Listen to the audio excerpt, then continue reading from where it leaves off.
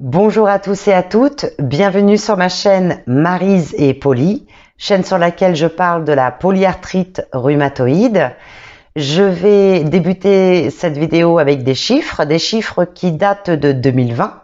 Donc en France, il y a environ 300 000 patients atteints de la polyarthrite rhumatoïde, dont les 3/4 sont des femmes.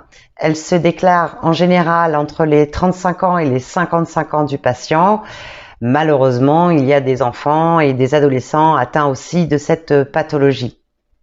Donc comment on s'en aperçoit? Comment est-elle diagnostiquée? Je vais vous expliquer ça dans quelques instants. Alors elle se déclare par des douleurs. En fait, un beau matin, on se retrouve avec des douleurs au niveau des articulations. En général, ce sont les mains et les pieds qui sont dans un premier temps touchés. Pour ma part, donc je vais parler de ma propre expérience, ça a été les pieds. En fait, un matin, je marchais pour aller travailler, tout simplement, et j'avais l'impression de me marcher sur du verre. Donc je ne comprenais pas trop ce qui m'arrivait, c'était extrêmement douloureux. Et bon, je contrôle mes chaussures, bien évidemment. Je contrôle s'il n'y avait pas quelque chose qui était resté entre mon pied et mes chaussettes. Bien évidemment, il n'y avait rien, donc je commençais à me poser pas mal de questions. Donc, dans un premier temps, j'en ai parlé à ma mère de mon côté, car elle s'intéresse beaucoup au côté médical. Elle a beaucoup de connaissances sur ce domaine. Et elle a fait ses petites recherches. J'ai fait les miennes aussi de mon côté. Et gré du hasard, on s'est retrouvés sur le même diagnostic. Sur une polyarthrite rhumatoïde ou une maladie qui atteint les rhumatismes. Donc par la suite, j'ai pris rendez-vous avec mon médecin généraliste auquel j'ai fait part de mes craintes en expliquant toutes les douleurs que j'avais. Et de là, on a fait une prise de sang. Au résultat de la prise de sang, mon généraliste n'avait pas le droit de poser le diagnostic. Il fallait que je prenne rendez-vous avec un rhumatologue, un spécialiste. Donc il m'a invité à prendre rendez-vous avec un spécialiste, que j'ai fait, et de là effectivement au vu de mes résultats, le diagnostic est tombé et m'a annoncé que j'étais atteinte d'une polyarthrite rhumatoïde. Alors il faut savoir que toutes les polyarthrites ne sont pas diagnosticables par rapport à une prise de sang standard. Je parle des gens qui sont atteints d'une polyarthrite séronégative. Puisque vous avez effectivement aussi la polyarthrite séropositive qui, elle, on voit avec les facteurs rhumatoïdes suite à une prise de sang qu'il y a cette pathologie. Mais pour les gens qui ont une polyarthrite séronégative, ça ne se voit pas. Alors la bonne nouvelle, c'est que maintenant il existe un nouveau test qui s'appelle le test de Panel. Donc je vous laisserai en discuter avec votre rhumatologue ou votre généraliste.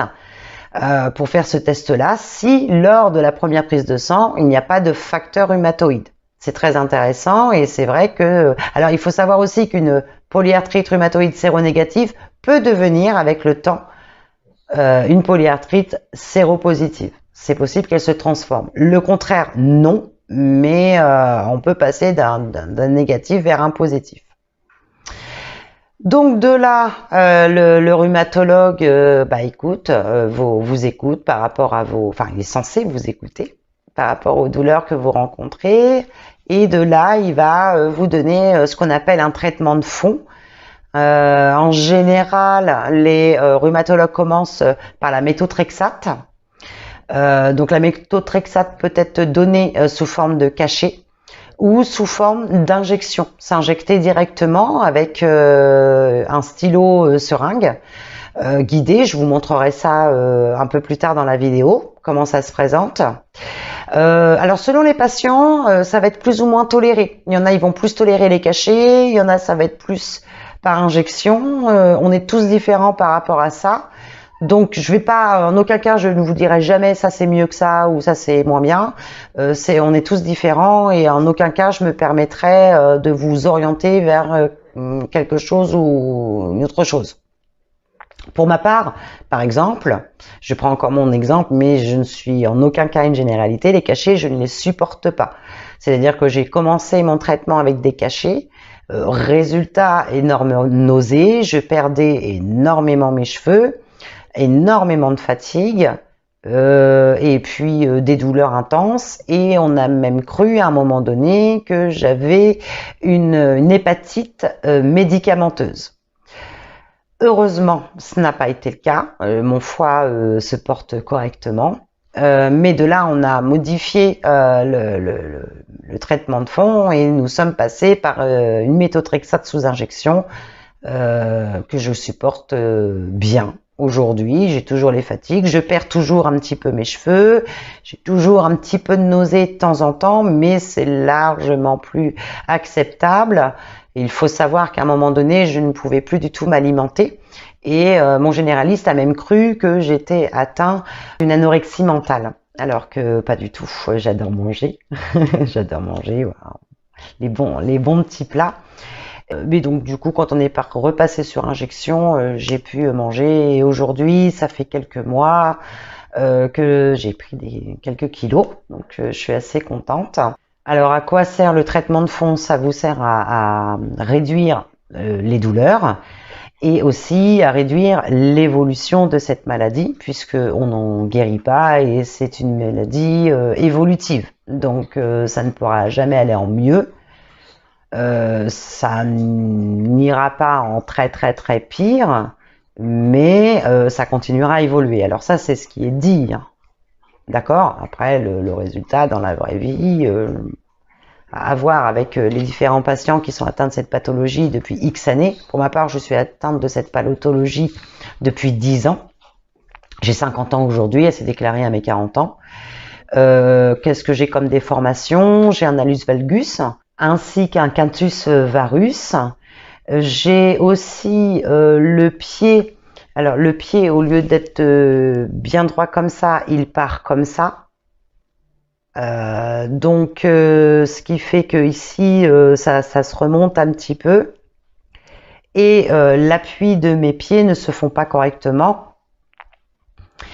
Et par conséquent, ça me crée des douleurs, mes pieds se mettent mal pour marcher, ça me donne des douleurs au niveau des hanches, du dos, forcément, ça se répercute dans le squelette. Et donc, je vais avoir incessamment sous peu des semelles orthopédiques que je pourrais mettre dans des chaussures standards pour pouvoir marcher sans douleur, j'espère, et améliorer ma marche et annuler toutes ces douleurs, voilà, à côté, hein, le dos, les genoux et les hanches. Alors, au niveau des douleurs, eh bien, ce sont des douleurs très intenses. Alors, je plains mes camarades qui sont atteints de cette pathologie. Alors, pourquoi? Parce que vous allez me dire, mais toi aussi, Maryse, tu es atteinte de cette pathologie, tu es à plaindre aussi. Eh bien, oui et non. Oui et non, parce que je suis hyposensible. Alors pas à un degré énorme, mais je suis hyposensible. Et du coup, la douleur, avant que je dise, moi, avec mon corps, j'ai mal, voire je souffre, ça veut dire qu'une personne qui n'est pas hyposensible, qui ressent la douleur entre guillemets normalement, quand moi je dis j'ai mal, ben, cette personne dit je souffre et elle ressent de la souffrance. Et quand moi je dis je souffre, les personnes qui sont pas hyposensibles vont dire c'est insupportable, j'en peux plus. Alors imaginez quand moi je dis c'est insupportable, j'en peux plus, j'imagine même pas à quel degré les gens qui ne sont pas hyposensibles vivent cet instant-là. Je n'arrive même pas à le concevoir. Alors les douleurs, comment elles sont, alors c'est une maladie assez compliquée parce qu'elle est quand même invisible. Les douleurs ne se voient pas ou se voient. Alors, elles peuvent se voir par rapport à des gonflements, des rougeurs, mais pas toujours. Moi, pour la 3e fois dans ma vie, en 10 ans de cette pathologie, j'ai eu un gonflement et des rougeurs au niveau de mon doigt il y a quelques semaines. Mais d'une manière générale, je n'ai pas de gonflement et je n'ai pas de rougeur. Et pourtant, je peux vous assurer que je souffre vraiment. Alors, pour donner une idée des douleurs qu'on ressent, alors je vais rien apprendre à mes amis, mes camarades qui sont atteints de la polyarthrite. Hein, là, je m'adresse plus aux gens un peu curieux de cette maladie ou à l'entourage. Pour vous donner un exemple, donc hormis ce que je vous ai expliqué au préalable, l'impression de marcher sur du verre. Si vous avez une douleur, si on a une douleur au niveau du genou, par exemple, moi c'est mon cas, j'ai une rotule qui commence à, voilà, à partir, on va dire. C'est une façon de parler, hein, mais voilà, elle commence à se déplacer en fait. Imaginez une seule seconde, on vous prend la jambe et on vous la tourne à 360 degrés.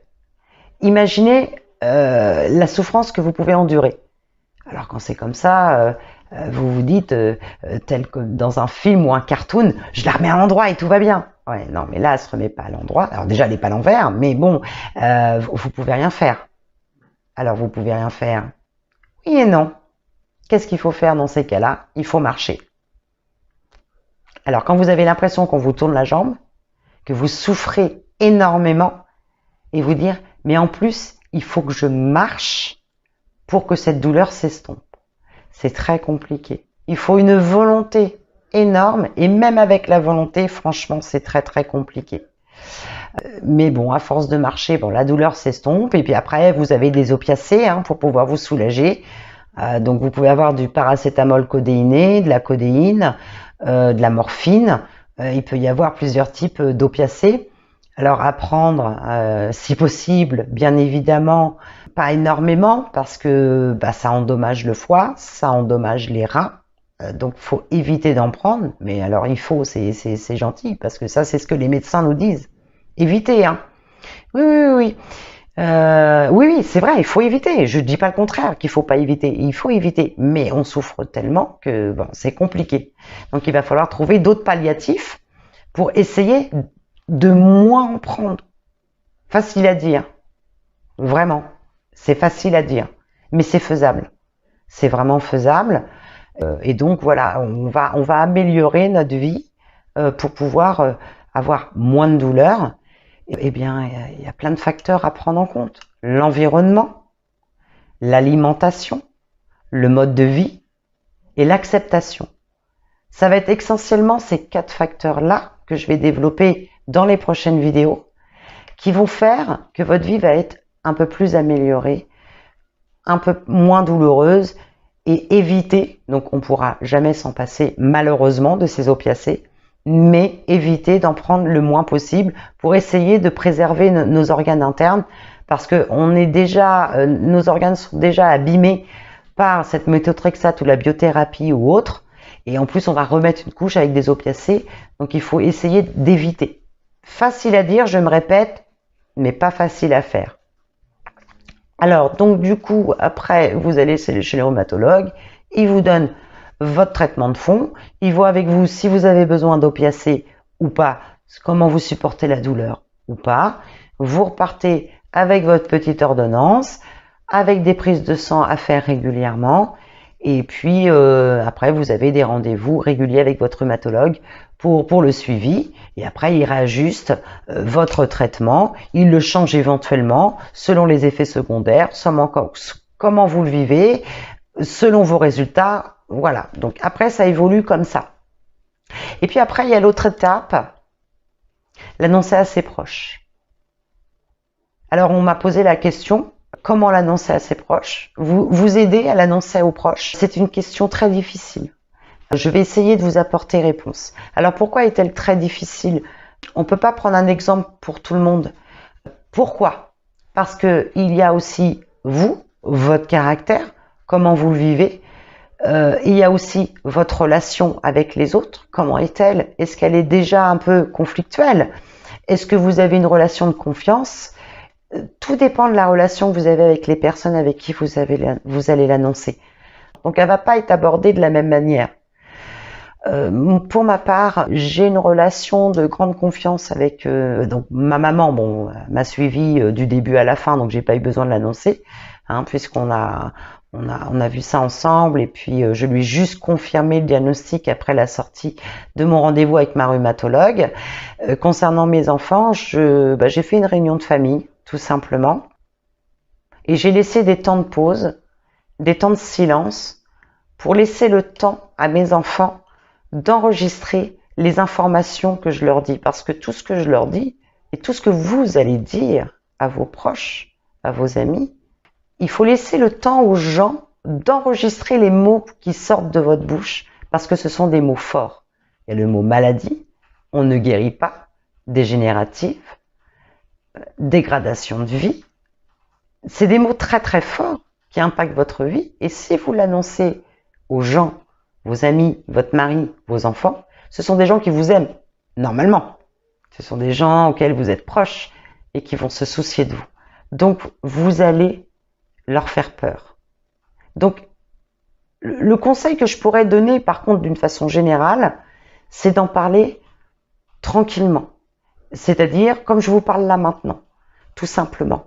Voilà, j'ai une maladie, ça a été diagnostiqué par une spécialiste, je suis atteint d'une polyarthrite rhumatoïde, donc c'est un nom un peu archaïque, hein, une maladie qui n'est pas très très connue, pourtant il y a 300 000 personnes atteintes de cette pathologie en France, mais c'est vrai qu'on n'en parle pas énormément.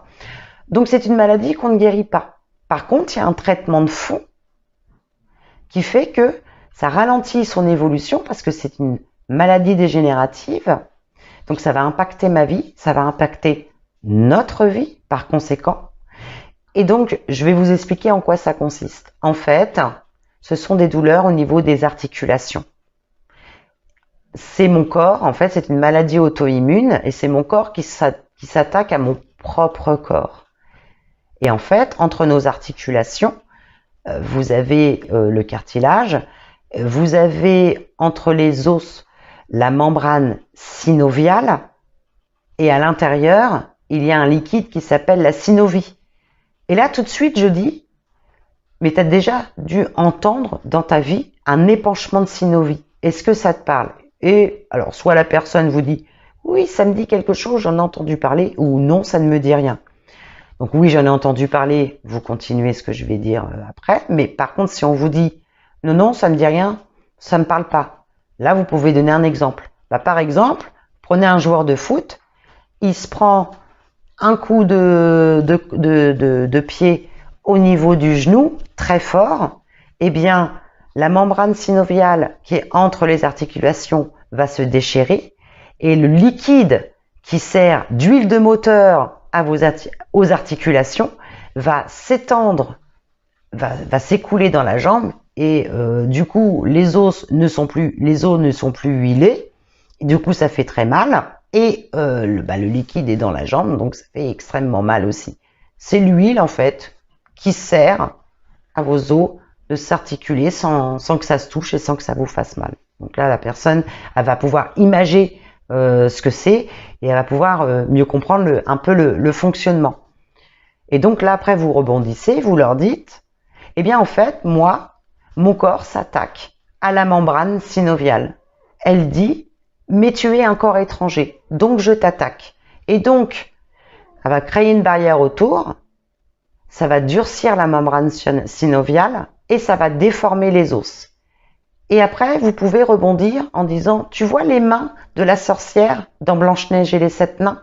Tout le monde connaît la sorcière de Blanche-Neige et les 7 nains. Tout le monde va vous dire, oui, oui, eh bien c'est ça. Les mains vont se déformer comme ça. Là, vous allez choquer les gens. Et alors, c'est pas le but, mais c'est pour vraiment qu'ils comprennent. Et ils vont dire, quoi, tu vas avoir les mains? Enfin, moi, mes enfants, c'est comme ça qu'ils ont réagi. Tu vas avoir les mains comme ça. J'ai fait, oui ou non. Ça dépend de l'évolution de la maladie et grâce au traitement de fond, normalement, c'est fait pour empêcher ça ou vraiment de retarder l'échéance ou peut-être quand je serai très très vieille, j'aurai peut-être les mains comme ça. Voilà comment je l'ai annoncé. Après, j'ai rassuré mes enfants en disant que c'était pas héréditaire, c'est-à-dire que c'est pas parce que j'ai cette maladie qu'ils l'auront forcément, mais par contre, il y a un terrain génétique favorable au développement, c'est-à-dire qu'ils peuvent quand même la développer puisque je l'ai, mais c'est pas sûr et certain qu'ils la développent. Alors c'est vrai que le terrain génétique est un grand facteur dans cette pathologie. Pour ma part, dans ma famille, il y a 3 cas de spondylarthrite ankylosante. Donc c'est pareil, ça atteint aussi les articulations. Donc c'est vrai qu'il y a un terrain favorable dans ma famille au niveau des articulations. Voilà, c'est pas au niveau rhumatisme qui est pas top. Il y a aussi de part d'un oncle, il me semble que c'est l'oncle de ma mère, qui avait la maladie de Charcot. Et puis, on a d'autres pathologies dans la famille, mais rien à voir avec des maladies liées aux articulations. Donc, c'est vrai qu'il y a un terrain génétique favorable au développement de ce type de maladie. Après avoir fourni toutes ces explications, j'ai demandé à mes enfants s'ils avaient des questions. Donc, sous le choc, non, ils n'avaient pas de questions. C'est normal parce qu'il fallait le temps qu'ils digèrent toutes les informations. Je suis retournée vers eux quelques jours après pour leur reposer la même question s'ils avaient d'autres questions. Et là, ils en avaient d'autres. Qu'est-ce que va faire ton traitement? Quels sont les effets secondaires? Comment ça va évoluer?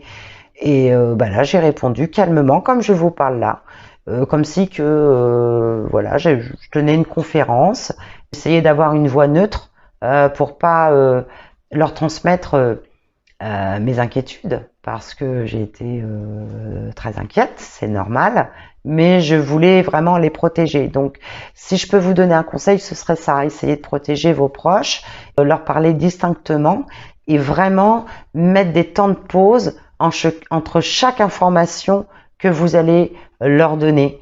Quelques secondes de le temps qu'ils assimilent et pourquoi pas qu'ils rebondissent. Attends, je t'ai pas compris, tu peux répéter?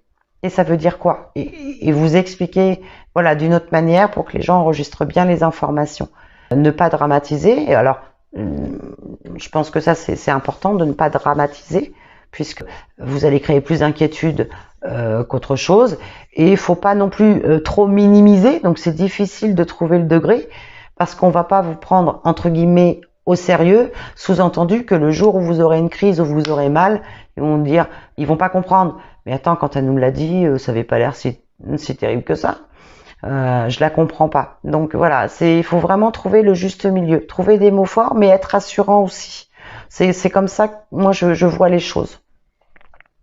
C'est tout pour cette vidéo. Je prendrai un point spécial dans une vidéo concernant l'amélioration de la vie qu'on peut s'apporter au quotidien, tout ce qui est lié à l'alimentation, mais aussi tout ce qui est lié à la MDPH, les aides que nous pouvons avoir, tout ce qui est prise en charge. Donc j'ai plein de projets pour vous. N'hésitez pas aussi à me demander ce que vous recherchez, comme type d'information, comme ce que je peux vous apporter de mon côté. En tout cas, je vous embrasse tous, je vous souhaite un grand courage et à bientôt. Au revoir.